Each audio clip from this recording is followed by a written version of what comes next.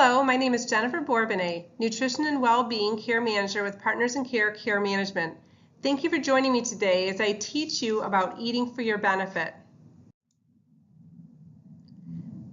Does anybody know what this is a picture of? If you guessed a cell, you are correct. What I think is amazing about the cell is that there is so much going on that we cannot even see with our eye. Within the cell, there is something called a nucleus, and deep within the nucleus is what we have is the DNA containing chromosome. And those chromosomes are responsible for cell division. So as long as our DNA is healthy, the cell division and the cells that come from them are going to be healthy.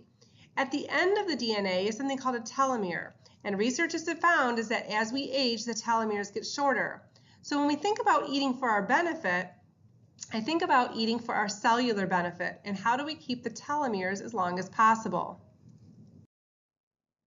Before we go into eating for our benefit, I'd like to go over some factors that influence our food choices. Number one, culture. If a person is from an Italian culture or a Polish culture or a German culture, they are going to have different food choices. Also, beliefs about food. Some believe that certain foods are healthy or unhealthy, so they choose to eat in those respects. Habits. Is it breakfast time, lunchtime, snack time? Advertising. Advertising is a multi-million-dollar industry when it comes to food. Advertisers don't even have to tell us all of the truth about food, but when things are in HD, during dinner time, on TV, this type of thing can definitely influence whether or not we eat something. Hunger level. Finances. Maybe some people don't have the finances to eat all organic foods, especially in the off season. I've seen strawberries to be $7. How about your mood? Does mood affect your choices? Some people eat out of stress and anxiety where other people don't. How about the availability and proximity to food? Let's say you're driving in the car and it's going to be an hour and a half before the next stop for food. You might be very hungry, but you have no choice. You're going to have to wait. The availability of certain foods during seasons may influence what you choose. Like I said before, the prices on items go up or down depending on whether or not a food is in season. Also, fast food restaurants, in some miles, you might pass by 7 fast food restaurants on one side of the street. Satiety. Did the food actually fill you up and make you feel satisfied? Convenience. Fast food for some is very convenient, so they take that option. Also pre-cut vegetables might be the choice for some versus having to buy foods that you have to clean and cut and that type of thing. So you have to also decide too, maybe there's certain things that you do want in convenience, but keeping them healthy, of course, is going to be important. What we know, our education level will definitely influence our food choices. And then of course, taste. And again, back to advertising and food industries, they are trying to figure out the perfect amount of sugar, salt, and fat to make us want to eat their food. So try to think about what your body wants or what your body needs versus what it wants. And this actually can help you make better choices. Okay, one of the first things that we can do to eat for our benefit is to choose whole grain choices. Whole grain is a seed of a plant or a grass, and the examples include wild rice, brown rice, cracked wheat, bulgur, quinoa, barley, buckwheat, oatmeal, and millet. Whole grains have 3 main components, and number 1 is the germ. The germ is the greatest source of nutrients that contains B vitamins, E minerals, and phytochemicals. Phytochemicals are plant chemicals. They actually have the ability to make the seed grow. When we destroy a whole grain, we destroy the phytochemicals and often take away the germ, which is a very healthy, nutritious part of the grain. Also, we have the bran. The bran is the outer covering that is a good source of fiber and B vitamins and minerals. And lastly, we have the endosperm, which makes up the majority of the seed. This is where all the carbohydrate comes from. and some B vitamins. But when we're talking about white bread, we're talking about endosperm. And so that's when the germ and the bran is removed. And then because of all the nutrition that was lost, we get enriched flour and enriched bread, which is enriched with the vitamins that has been taken out. Okay, well, what is a sprouted grain? This is a new buzzword for many, but sprouted grains have been around for quite a while. Sprouted grains is when they allow the seed to grow. So they're basically cooking or making bread with sprouted grains. So it's actually somewhat plant-based, and it contains a little bit less carbohydrate because they actually the way a seed actually grows from that phytochemical that I was talking about uses up some of the endosperm, which is the carbohydrate portion of the seed. So it's going to be a lot more grainy. It's going to be crumbly. You're definitely going to want to eat it over a plate. But as you know, if you can roll your bread up into a ball, that is not a good sign. So we want to have that grainy, crumbly bread. All right, so I know I said to eat whole grains as being a very good beneficial choice, but before we go any further, let's talk about some non-beneficial food choices. And these non-beneficial food choices generally lack a lot of fiber, protein, and vitamins. They're processed and contain artificial chemical ingredients like colors, emulsifiers, stabilizers, and preservatives. They also contain high amounts of sugar, salt, and fat. So let's go through a few of these. Candies, cakes, and cookies, these are all refined, right? All simple sugar, usually no nutritional value, empty calories, as well as liquor and beer. Empty calories, there's no nutritional benefit from these items, as well as a lot of your chips, pretzels, and snacks. Some other things, refined sugar, which is a lot of our sweets, fried foods like French fries, or the white breads, white pastas, white rice. I'm not telling you to never have white bread or white pasta or rice again. I'm just saying that the majority of the time that we're eating, we want to make food choices that are beneficial to us. And really the white breads and pastas and such, they're not beneficial. So they should be used sparingly. So I kind of like to think of the 80-20 rule, 80% beneficial, and then we have room for 20% non-beneficial. Also, we want to try to avoid these boxed rices and pasta mixes that are very processed, lots of salt, and not nutritious. In fact, you'll read the ingredients and stumble upon them because you can't pronounce them. We also have sugary drinks. They should be avoided and replaced with water, as well as the sugar and refined flour cereals and things like that. Like they market to the children. There was a time my children wanted tricks because, you know, of course, tricks are for kids. And I told them, I said, you know, I feel bad sometimes. I know I'm a dietitian, so, you know, I feel like I deprive them. But I told them, I said, okay, I'll buy you some tricks, but you cannot have it for breakfast. It'll just be a snack in a bowl. So they're eating their snack, and I'm reading the ingredients, and I see something in bold capital letters called BHT. I said, what is that? So I you know, got my smartphone out and looked it up, and found out that it's an emulsifier, I'm sorry, it's a stabilizer, and they put it in food so that it has a longer shelf life. But I also found out that it's found in fertilizer and gasoline. I said, sorry kids, tricks is not for kids, and it went right in the dumpster. And I'm going to tell you, you know, a lot of these ingredients that they're putting in these foods, they didn't exist, you know, 30, 40 years ago when I was a kid. So, you know, just beware that the foods today are not like they were, you know, a while back. Okay, so just to continue on, what really the big problems are with this processing and refining is that we're losing a lot of beneficial items. Number one, we are killing the natural makeup of food. We're losing the nutrient value, and oftentimes foods are enriched with synthetic nutrients which don't have cofactors, and they are missing out on the things like phytochemicals. We also lose tons of fiber, which we know is extremely healthy for us. And they are also prebiotics that actually help maintain a healthy flora in our colon. And at the same time, we're killing those natural probiotics that help create a healthy flora.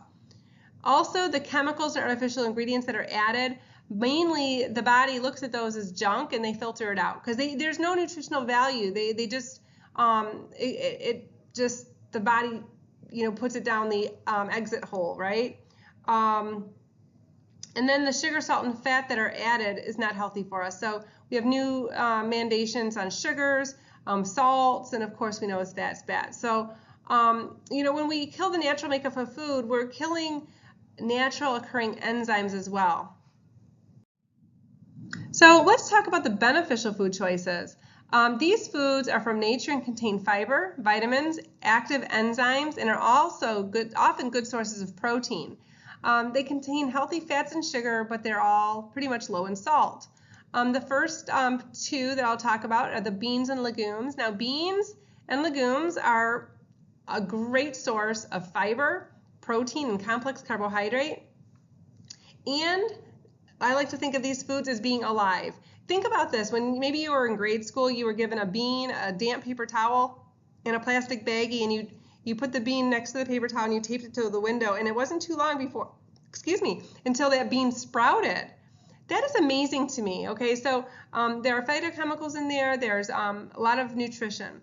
Fruit, of course, is another one that's alive. Tons of nutrition, active enzymes, and it's different than what you're going to find in the fruit cup or the fruit juices that are, preserved. But you know when fruit goes bad. You can put an apple on the counter and it's good for weeks. But you know when it starts going bad, when it starts to, dry up and get brown. Vegetables. Here's another food that is alive, and we know that when it starts to wilt or whatever, it goes bad. But the wonderful choices, fermented foods like the apple cider vinegar, milk coming from the cow or the soy milk. These are two choices that actually have a lot of good protein source, and yogurt and kefir. Kefir is actually a drinkable yogurt, and it's fermented as well as the yogurt, which is healthy for our colon. The other one that I didn't picture on here, red wine. I did not put it with the liquor and the beer because there is some health benefit for red wine, although I'm not going to say, go drink red wine if you don't currently drink it. Also, unsalted seeds and nuts, super, super great choices. Fiber and protein and nutritious. Nuts are the most nutrient-dense food that exists, and actually one of the problems people have with nuts is that they don't chew the nut all the way, and they're swallowing big particles, and they don't actually get all the nutritional benefits. So I'm going to tell you, when you're eating your nuts, you want to really just pulverize until they're practically disintegrated in your mouth before swallowing. Some things like seeds, like the larger seeds, you'll be able to break them open and get all the nutritional benefit out of them. But small seeds like chia and flax, you're not going to be able to break those open with your teeth. Most of them are going to be swallowed whole, which is just going to be a fiber source. But if you can do ground chia or ground flax and add that to your food items, you're going to get a lot of nutritional benefit and a lot of healthy fat and great addition. Now, we already talked about whole grains and sprouted grains. Very important, to have these on a 80% basis and save a little bit of, room maybe for like the really good sourdough breads and things like that. Okay, so when we're talking about eating for your benefit, I want you to think about foods and the effects on the blood sugar level. So this line here is going to represent a normal healthy blood sugar of 70 to 120, and this line is going to represent time. So if we were to eat something like simple carbohydrates coming from sugar, honey, or just fruit juice, mainly this is sugar, and your blood sugar is going to spike and drop quite drastically over the course of about 30 minutes. And we see this happen in kids where they eat sugar and then they're bouncing off the walls and then they crash. They actually might get ornery. The same type of thing happens in adults, but we're just a little bit more mature about it. But this high and low will actually cause you to keep going to the candy jar. So the next category would be something more like complex carbohydrates, and these are going to be like the whole and the sprouted grains. Even some white breads would fall into this category, although they're going to have more of the a shorter effect on the blood sugar, a little bit more of a spike and a drop. But the more complex the carbohydrate, the better effect you're going to get on time and satiety.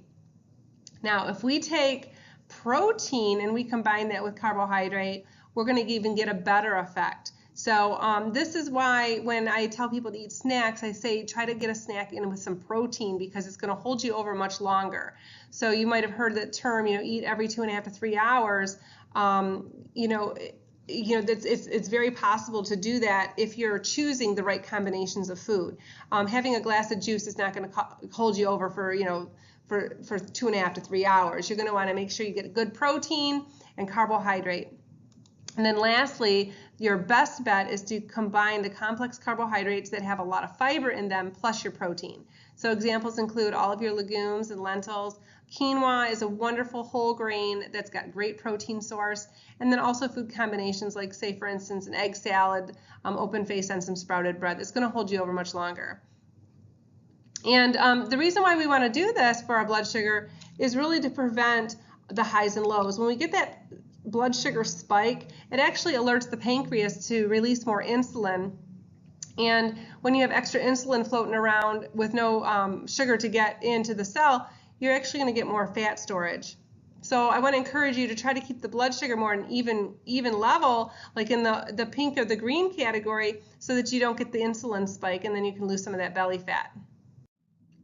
All right, so choosing your whole grains and other beneficial food choices are really helpful and beneficial, but also keep in mind that drinking fresh water is going to be extremely important. Drinking water is not only helpful for your hydration, but is actually going to help with digestion. So when you start eating more for your benefit and you increase your fiber, the water is actually going to help with mobilizing that fiber through the colon and prevent some discomfort associated with sometimes increasing fiber.